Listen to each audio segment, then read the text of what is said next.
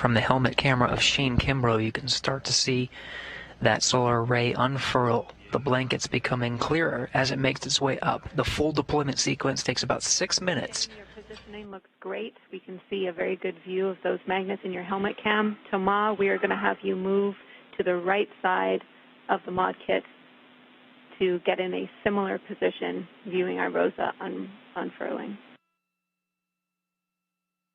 This will work.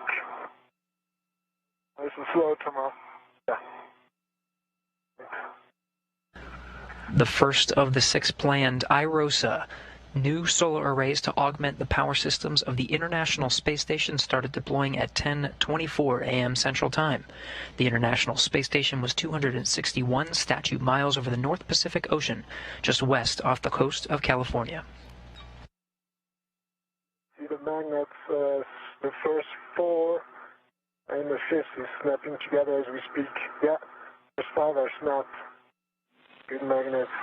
Copy. We see that in your helmet view. Looks good, guys. It is beautiful.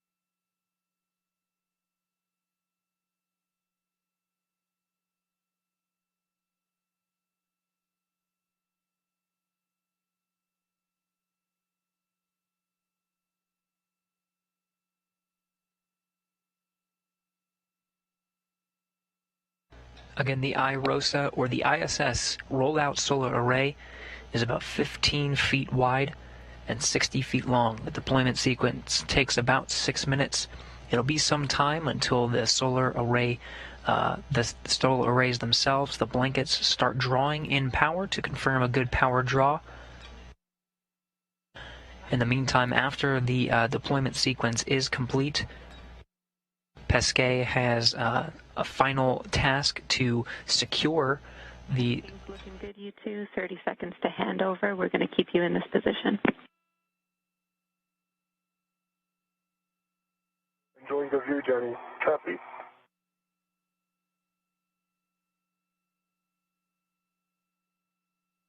About halfway done with the deployment.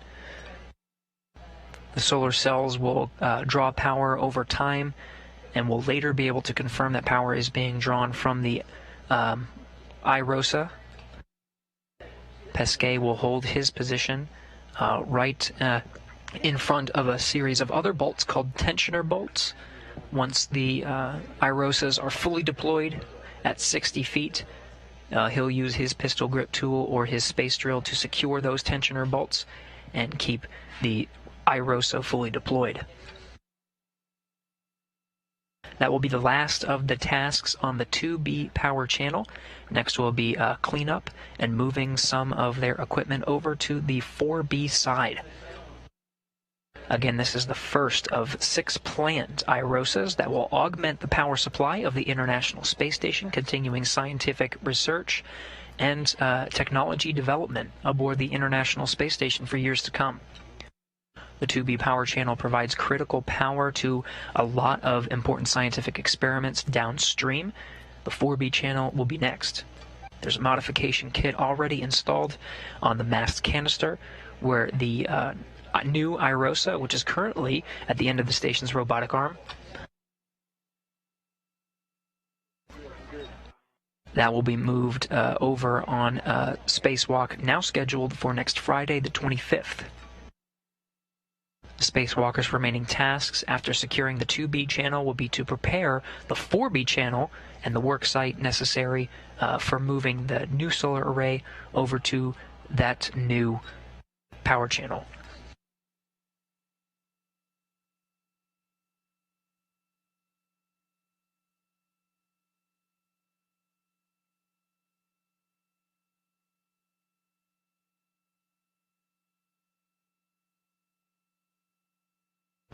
IROSA continuing to deploy as the station flies 262 statute miles right over Portland, Oregon.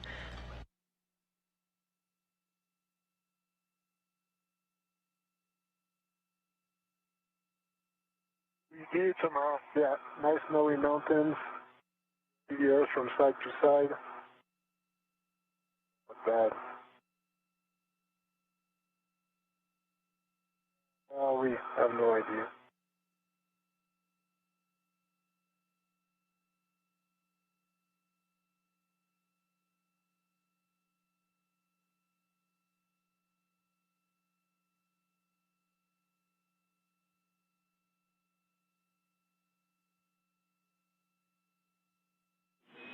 How are you both doing in that position?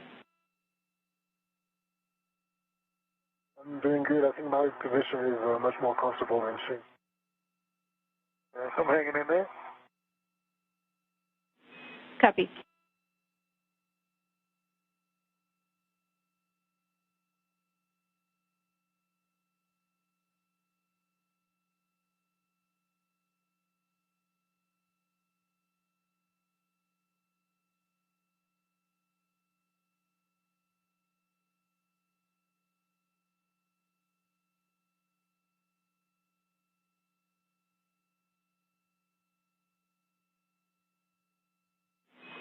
Danny, can you tell us which part of the world we're overflying right now?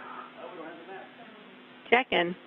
I can at least give you this, Shane. We have what we need from your view so you can relax and get in a more comfortable position. Thomas will keep you in position, and I'm checking for you. Okay, thank you. You just always know that. What do you know? It's Canada. I knew it. Thank you, Jenny. I think it's very fitting. Thanks for asking. Drew Foistel's on console with me, as you know, as well. So, party down here. Nice. Great views of the Rocky Mountains in the background as the International Space Station flies over Canada. Jenny Seide, the ground IV here in Mission Control Houston, a Canadian Space Agency astronaut, working next to Drew Foistel, NASA astronaut and a dual citizenship with Canada.